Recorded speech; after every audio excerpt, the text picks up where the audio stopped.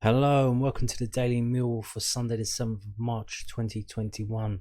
Today is Stats Sunday. We're going to go through the stats and we've also got a little bit of transfer news. We've been linked with a Chelsea Youngster and I'm going to get to that at the end. First we're going to start with this graph and this graph. If you've watched my previous Stats Sunday or post-match stats videos, you will know what this is. This is from Experimental 361. And it's an expected goals table over the length of the match. It's a physical representation of shots on goal, or lack of them. And this is really starting to piss me off because I look at these after every game, and I see after most games. Let me just explain it to anyone who's new. The blue line is Millwall. The red line is Blackburn. The line goes along as the game goes along.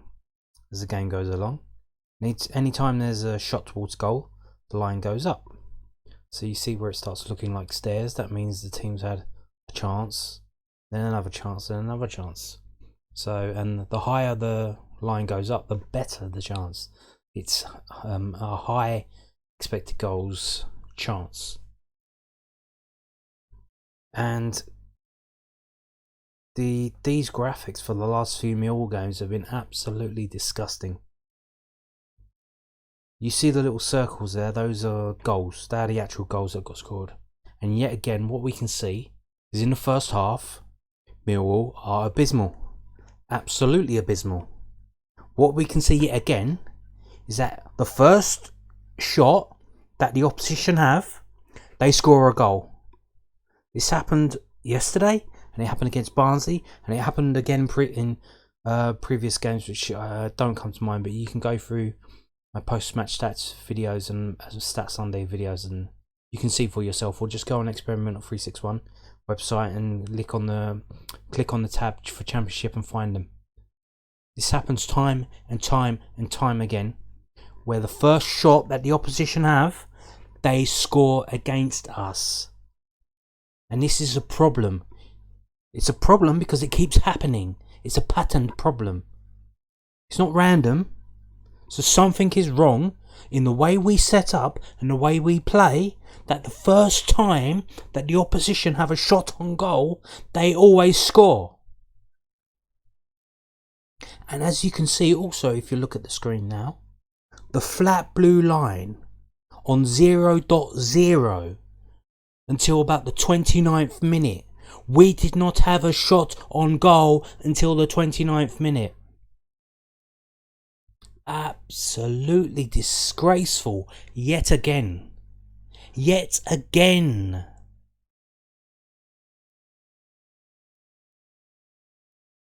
That's nearly a third of the match. A 90-minute match. 30 minutes you don't have a shot.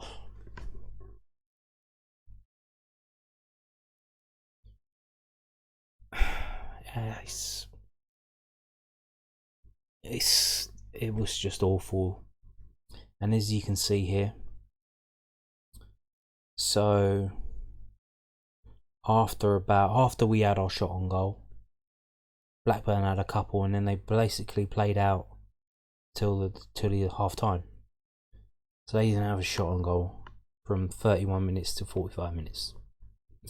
And then when they come out in the second half, they were boom, gung ho, boom. Because they make a couple of subs at half time. I think they did. I'm not sure. And you can see, look at this, chance after chance after chance after chance, and good quality chances, which makes their line go up and up and up. But ours, barely anything. Two half decent chances later on, where you can see the big blue line jump up quite far. And then at the end of the game, the expected goals were actually even, 1.3 to 1.3. But Blackburn scored 2 goals and we scored 0.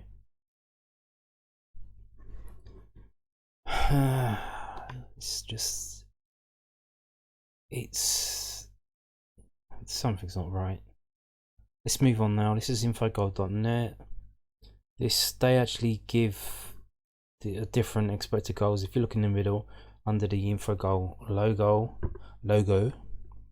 where it says FT full time. They give the expected goals as 0.85, Millwall 1.45, Blackburn, which is probably more accurate, I would think. They were the better team. They did play better than us, and they did score two more goals than us. So there you go. This is the incidents in the game. Oh no, they didn't make subs at half time. They made the first sub 62 minutes, and then they made 3 subs in the 70th minute. And then we made our subs. So there you go. And immediately after making our subs, we conceded again. So that really worked, didn't it? Fantastic. Let's go to the ratings for the players. According to this, so they give the highest rating to Bodfast on 7.72. I think this is based on just. I think this is pretty rudimentary. I think they just base it on shots taken and shots stopped. So the defenders get a mark when they stop the opposition from scoring, and the attackers get marks when they shoot on the opposition goal. I think that's how it works because it's very rudimentary, and the midfielders' marks are usually quite average. To be honest with you, it's usually either a defender or a striker who gets the star man. But apparently, according to this website, they give John Daddy Budvarsson the highest Millwall rating, 7.72. The next would be Matt Smith on 6.91. And then most of the others are in 5s. George Evans 6.31. I didn't think he played that well yesterday. Romeo 6.27. Scott Malone 6.87. So they say of the starting 11, so they reckon Budvarsson, Malone, and then Matt Smith were the best 3 more players from Millwall yesterday. So there's that. Okay, let's move on to the stats. Just the raw numbers. So there you can see possession 49 Millwall, 51 Blackburn. Attempts on target 2-5. Attempts off target 5-5. Block shots 5-3. So we actually had more block shots than they did. But altogether, that would be 13. On goalkeeper saves is 3 and 2. So that would be 15 shots from. 12 shots from Millwall, 13 shots for Blackburn. So passes pretty much bang on, pretty even. 4-2-3 to 4-2-4. Completed passes the same. Corners we have more than them. Offsides we have more than them. We have more fouls than them. 15 to 12. Yellow cards 2 to 3. So there's that. Let's move on to the maps. This is the map of where the expected goals were. So the chances on the pitch, whereabouts on the pitch were they? And the bigger the circle is, the better that chance was. So if it was a penalty, it would be a massive circle, as you can see here by 2 of Blackburn's chances, which were really good. Getting close to that 6-yard box. One of them was the goal, the one on the left with the yellow ring. That was the goal. The other one was Bradley Dack on 69 minutes. The other goal was there. But you can see there, so they had 2 really good chances, and then lots of little chances, especially out here.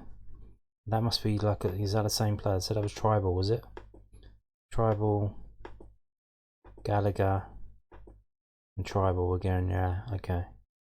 And you can see here Millwall's just snatched chances all in a line there, trying to get in there. We can see first half 3 chances, 1 off to the side there.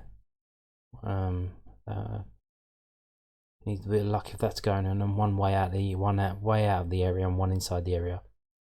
And similar for Blackburn, but Blackburn, their manager is Tony Mowbray, knows what he's doing. So we were pretty similar in the first half, both pretty crappy, but they scored And here you can see the second half chances. I imagine these are the header chances. Yeah, Matt Smith, Bodvarsson, Matt Smith. So when these ones in a line are from crosses coming in, I would imagine. Yeah, they didn't go in. Now you can see Blackburn in the second half. So there's that. And now we move on to whoscored.com. This is the website if you've ever seen Sky Bet Championship Team of the Week. That Team of the Week is picked from using stats from this website. And here we can see match summary. Millwall strength, stole the ball often from the opposition, were effective at creating goal scoring opportunities from long shot situations. Blackburn strengths, created a high number of chances relative to their possession, stole the ball often from the opposition, were effective at creating goal scoring opportunities from long shot situations, were effective at creating goal scoring opportunities from the flanks. Millwall weaknesses. Millwall were poor at finishing, were aggressive, lost possession, often gave away a lot of free kicks around the box, were caught offside often.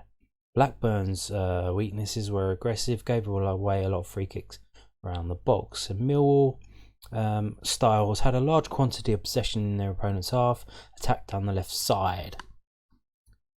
Okay, and there you can see the chances. There you can see how we're basically the same, except Blackburn converted 2 of their chances. It was a 15% conversion rate, and there you can see Millwall just bombed down the left-hand side, because this is what happens time and time again. I said this would happen. I think I said in the preview, Scott Malone has an absolutely blinding, amazing game. Then the game after, he has an absolutely dogshit game. So that's what happened again. It happened again. That's what happens. You can see here probably the reason why it happens is they force it down them. Say because he had a really good game, they go, oh well, do it again. And they just rely too heavily on him, push everything down that side, expect him to do everything on his own. With what's Jed doing, what's Marlon Romeo doing on the other wing? If you're going to play down a wing, play down both wings. Don't just bomb it unless their defender is one of the weaknesses, and you've identified that and you want to exploit that weakness. But if that's not the case, and you're just, oh well, Malone played really well in the last game, let's send it down that way again. Which I would imagine is what happened, because what he did is he picked the same team. He didn't make any changes. So let's have a look at player positions. I like looking at this. Well, you can see here, look, Jed and Romeo didn't really do anything, did they? Probably being forced back to defend, because you just saw, if you look at the screen, Blackburn were going down their left side as well.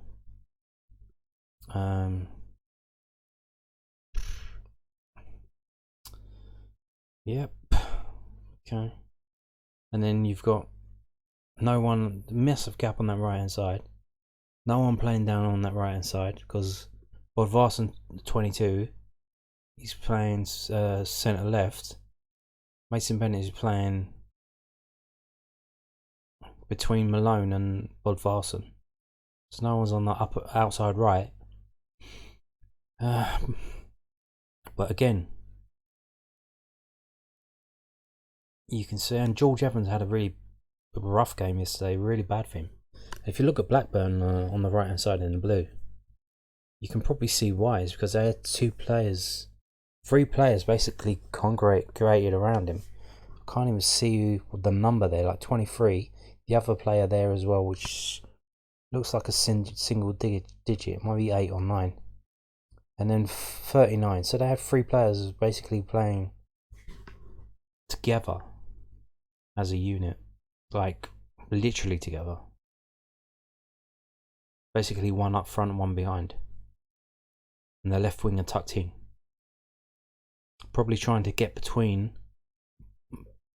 the centre back and between Evans and Romeo, because a lot of teams since Romeo's come back, they go down their left-hand side. They deliberately target Marlon Romeo, or effectively the gap between Marlon Romeo and then the centre-back.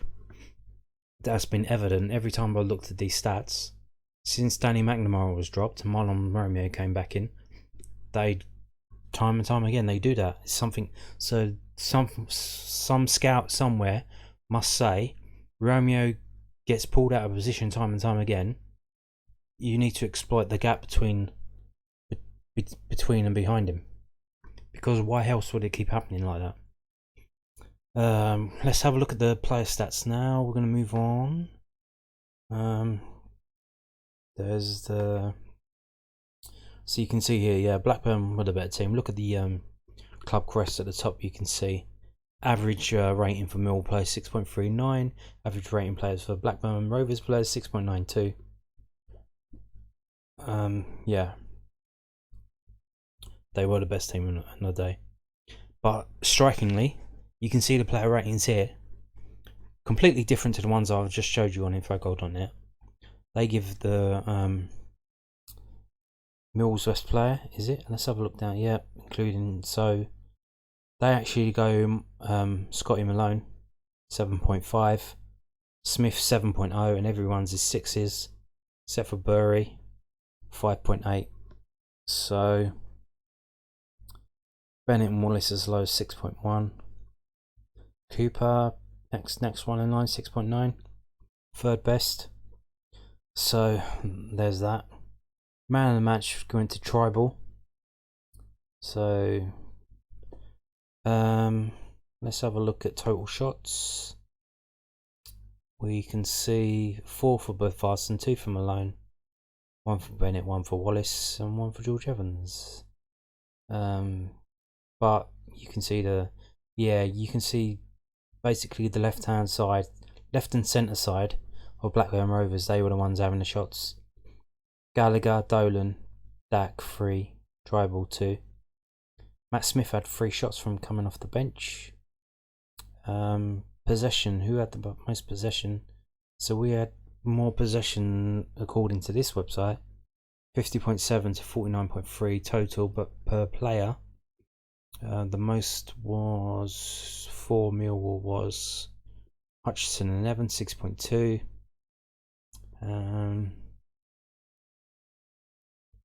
Yes, but you can see Tribal 6.1, so he really was allowed to get his foot on the ball and have a lot of time on the ball. Maybe that's why a lot of head scratching going on when Matt Smith came on for Billy Mitchell and not for Bennett or Bodvarsson. A lot of head scratching because Mitchell was really getting involved, really getting stuck in, getting people's faces. But if Tribal had a lot of time on the ball, although that could have happened after Mitchell went off, and they started playing better than us once Mitchell did go off, so that might be why. I could have a little look. I think you can change it around. When did the substitution happen here? So Tribal, no, he had 7% when Mitchell went off, and it went started going down. So yeah.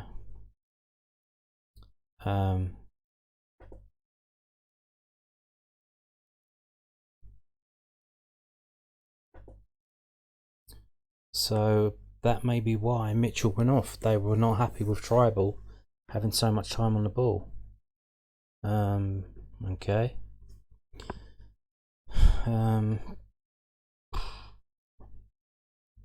So carrying on, moving on, pass success percentage 68 mil, 68 for Blackburn average. Tribal 83%. Comparable with Woods with 83. Mitchell was 73. Bukowski is quite high, 57 for him. Usually lower than that. There you go. Dribble 6 to 3. Yeah, okay, seen it. Aerials 1. Wow. Wow. Everyone in Millwall had a go in the air. Even that ginger midget, Ryan Woods, won an aerial. Okay. Bodvarsson 5. Matt Smith 12. Whoa. Damn. So literally after everything went south, when they brought Matt Smith on, it was basically pump it up to him. 12 aerials won. Wow. Didn't get any goals, so but not for want of trying. Okay. Tackles 16 to 21. So Romeo didn't have a single tackle in that game apparently, according to these stats. Okay. Neither did Bodvarsson and Bennett, but they're not defenders. Okay. Corners, yeah, we know about the corners. So Malone took all of the corners. Jed Wallace didn't fancy it. Didn't want to. Okay. Dispossessed. So we were dispossessed 13 times, them 6. So there you go.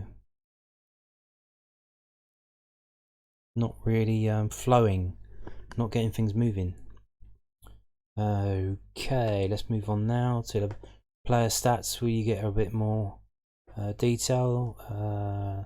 So there you can see Scott Malone 7.48, Matt Smith was the second best player after coming on in the 54th minute, but Billy Mitchell was the fourth, so he wasn't that bad.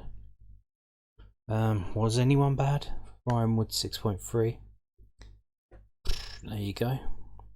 George Evans 6.8, not too good, and 6.28, not good at all.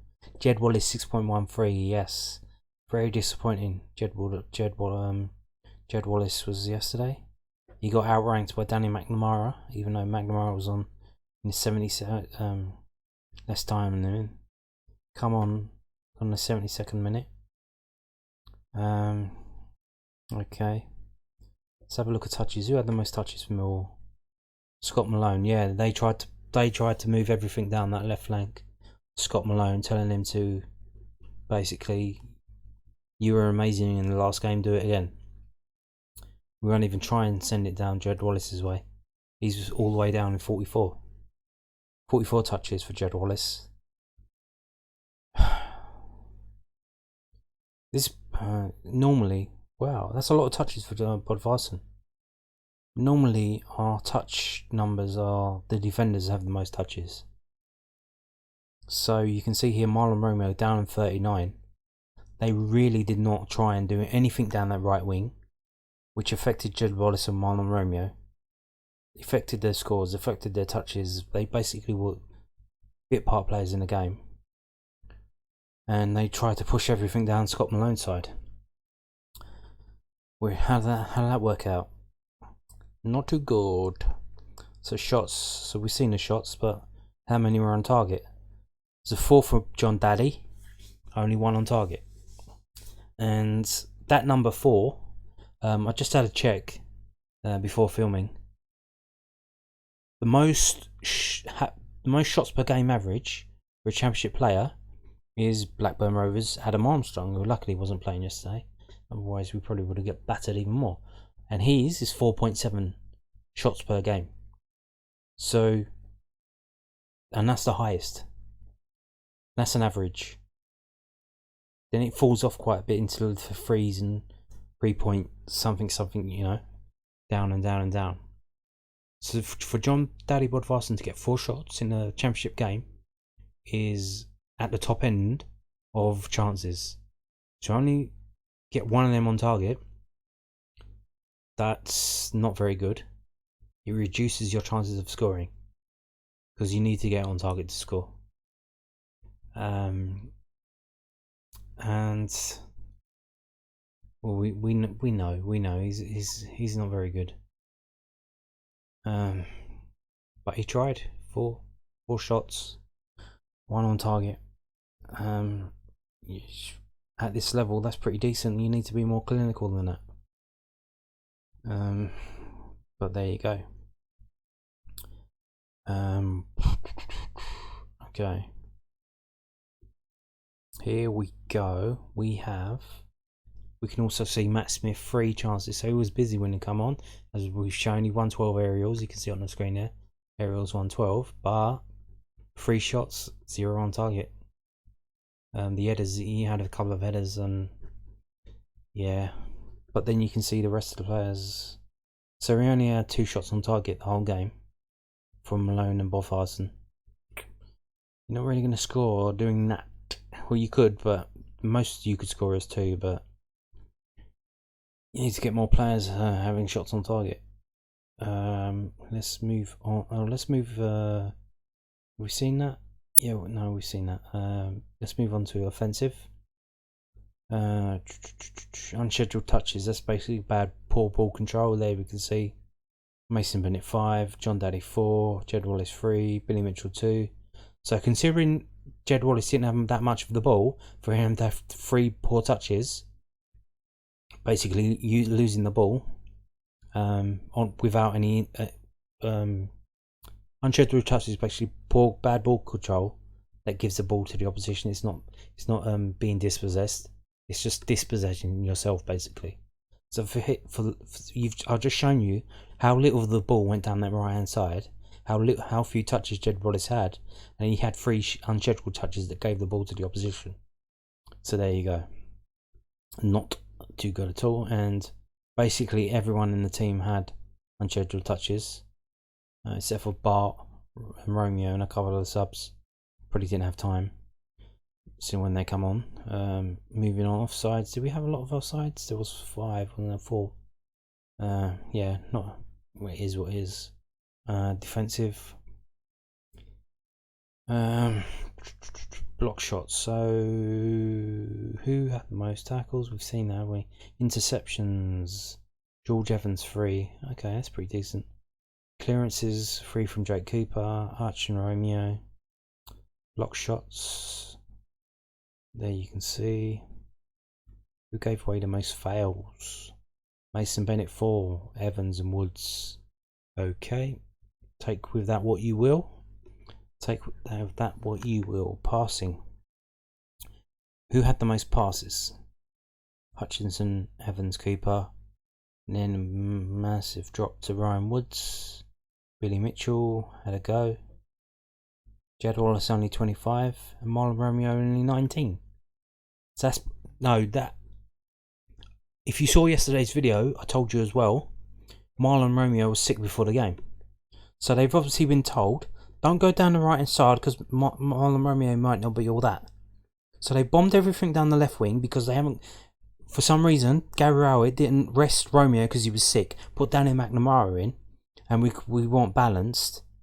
So they basically said, don't go down the right wing because Romeo might not be able to play properly. That's basically what happened. That's affected Jed Wallace because Jed Wallace is playing on the right. Instead of putting Danny McNamara in there, this guy makes so many stupid bloody decisions. It's ridiculous. Why not just play Danny McNamara and play properly down both wings? It's absolute nonsense. Only 19 passes from Marlon Romeo because he might be 6 and no one passed him. Come on, man, what's happening here? What is this guy doing? Crosses, accurate crosses. Well, pretty decent from Malone. That is pretty decent. 9 crosses, 5 accurate. If you've seen my previous videos, you know he's not always that good. But there you can see from Jed Wallace. Absolutely awful in crossing. 4 crosses, 0 accurate. Although Romeo had 4 and got 2 accurate. So there you go with that. Ferguson 2-0.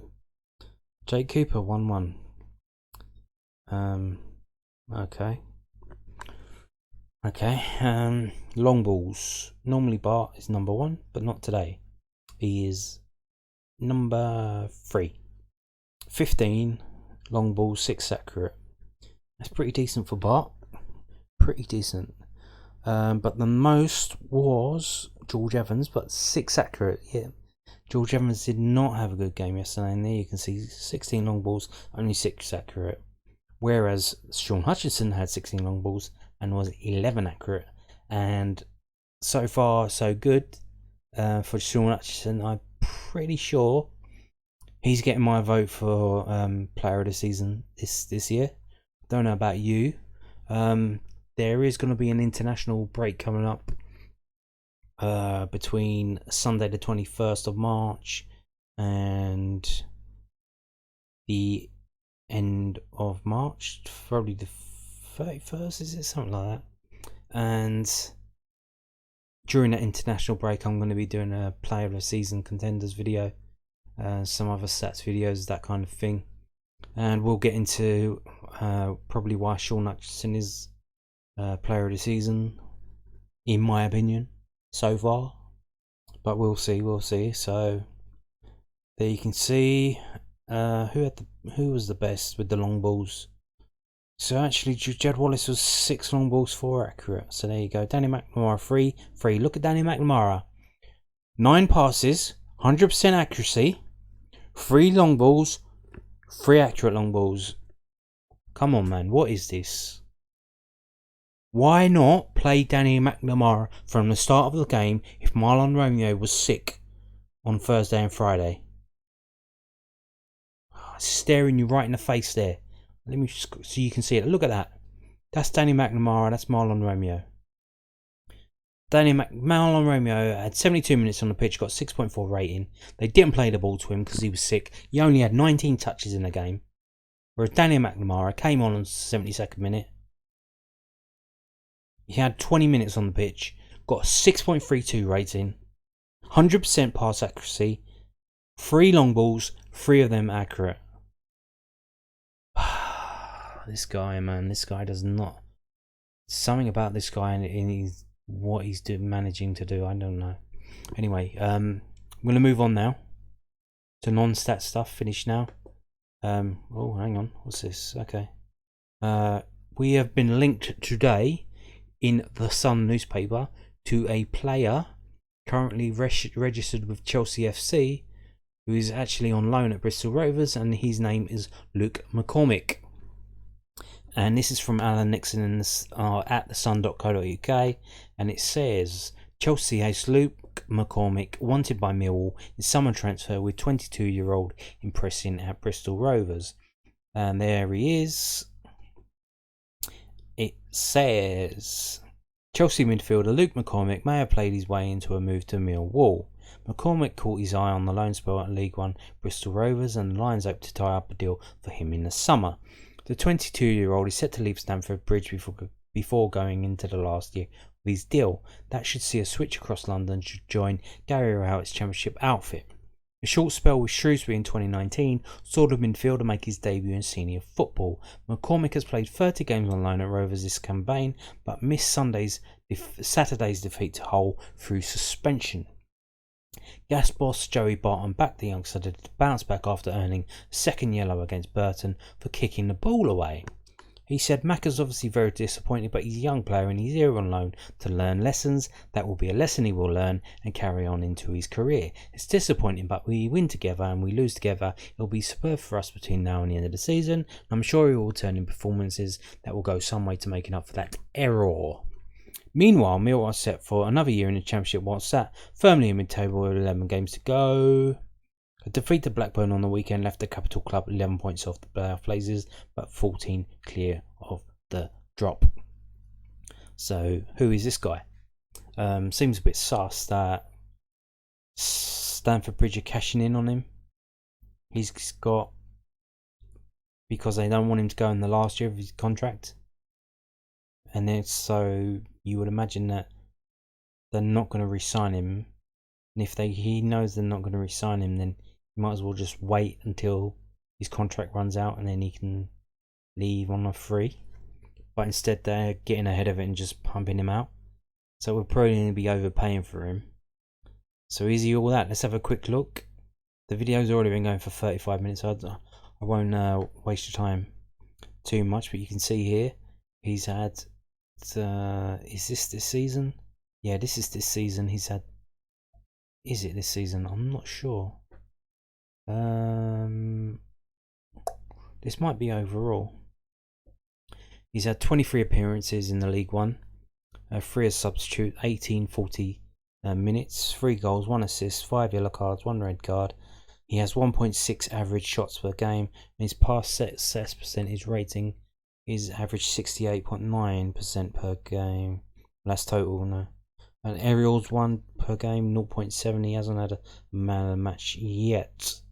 He's also played 3 games in the FA Cup, 1 game in Pub John's Trophy for Chelsea's Academy, and he's played in he come on as a sub in a Chelsea friendly.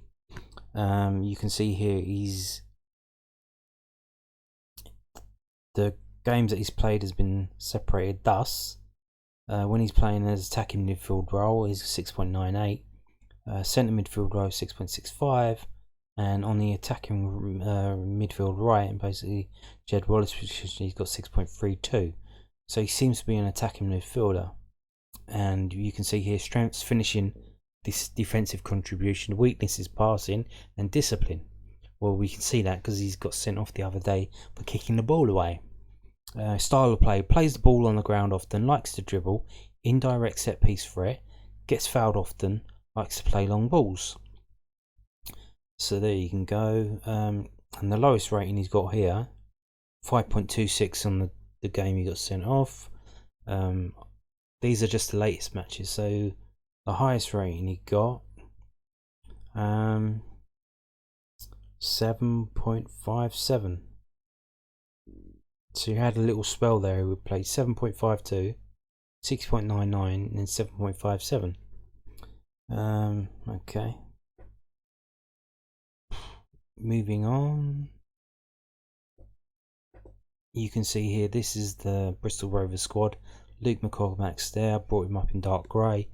This is this season. Basically the stats you've just seen, but he's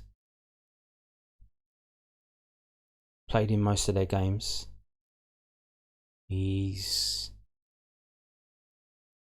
6.63 average for the season. So he's the 6th best player in Bristol Rovers squad. And their 4 best players are defenders. Or their 5 top players are defenders, and then it's him. And you have to go down to number 9 before you get to a forward. So there you go. So he seems to be an attacking midfield player. We'll see. Not exactly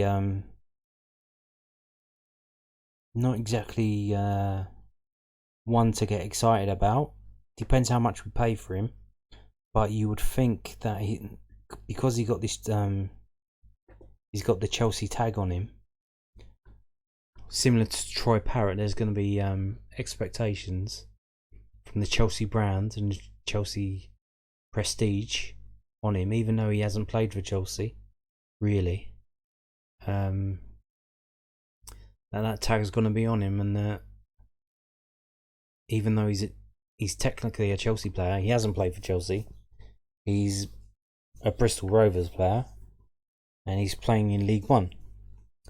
So there you go. He is a young player. We'll see how that works out. We'll see how he what happens to him if he signs for us. Like I said, there's going to be an international break at the end of the month, and I'll go into some videos about who we could or should be signing in the summer transfer window. So I hope you look forward to that, so I do. Thank you for watching if you made it this far. See you tomorrow.